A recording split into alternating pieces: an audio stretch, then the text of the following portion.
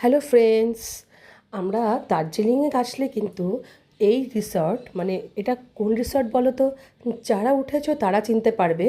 এটি হচ্ছে উড়ান আরবানা রিসর্ট, যেটা ঠিক ম্যালের ডান দিকে যে রাস্তাটা চলে যাচ্ছে সেই রাস্তা দিয়ে নিচে নেমে গেলেই এই রিসর্ট।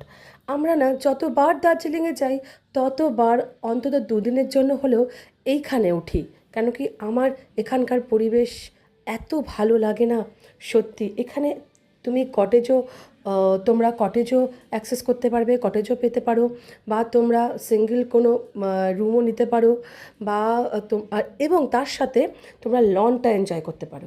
হ্যাঁ, তিন রকম আর কি, নিচের ঘর আছে, উপরে ঘর আছে, আর কটেজও আছে আলাদা।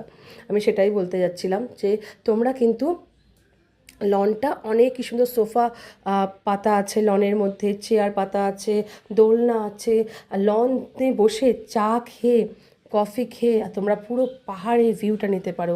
দারুণ। আগেও তোমাদের দেখাবো এই রিসর্টটা। আমার ভীষণ ভালো লাগে, অ্যাম্বিয়েন্সটা আমার দারুণ লাগে। হ্যাঁ, রিসর্টটা কিন্তু ভেজিটেরিয়ান রিসর্ট, যা খাবার পাবে তোমরা সেটা কিন্তু ভেজ পাবে, এবং all foods are very very good. And ambience তো বলছি, মানে আমি তো এখানে উঠবই একবার না একবার।